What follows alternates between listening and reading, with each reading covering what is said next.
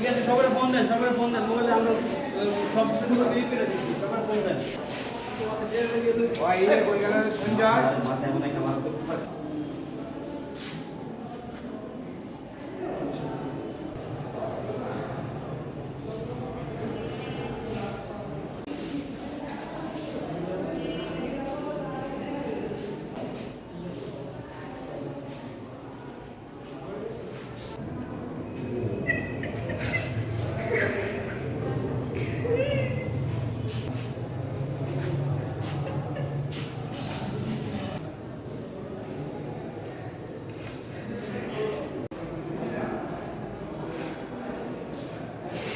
না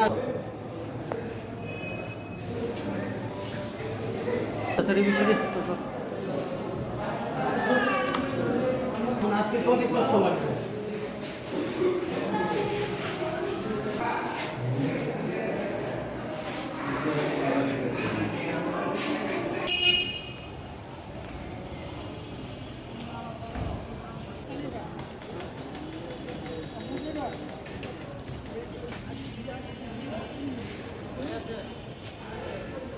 পাঁচই আগস্টের আগে 4 অথবা 3 তারিখে আমার ভাইয়ের পুরা গ্যারেজটা লুট করে নিয়ে গেছে।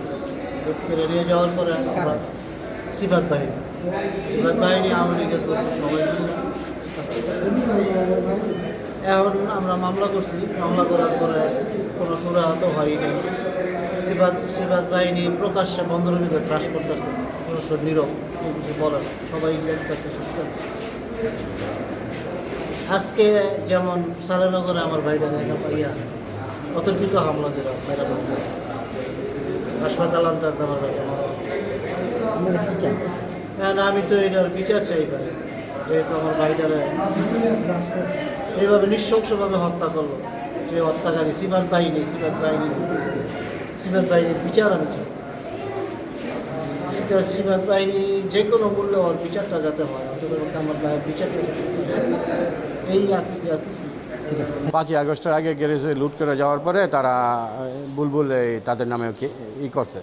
সিফাত বাহিনী আরও যারা এর সাথে জড়িত ছিল তাদেরকে করছে, আপনার তাদের নামে মামলা করছে। তাদের নামে মামলা করাতে তারা হয়তো ওইভাবে ক্ষুব্ধ ছিল। তারা এই সিফাত বাহিনীর আস্তে আস্তে দিনে দিন এটার জিনিসটা বড় করছে। বড় করে মানে কেস উঠানোর হুমকি টুমকি দিছে, কেস উঠায় নাই। ওই কেস উঠায় না নেওয়াতে তার এই আজকে এই ঘটনাটা ঘটলো। তো আমি আসলে এই কী বলবো, আমি অত্যন্ত দুঃখিত। আমি আমার খুব এলাকার অত্যন্ত ভালো মানুষ, একসাথে আমরা নামাজ পড়তাম, 5 ওয়াক্ত নামাজি লোক। আমি এর সুষ্ঠু বিচার চাই। আমি চাই প্রশাসন যাতে এই খুনিকে বের করে ভালো শাস্তি দেয়।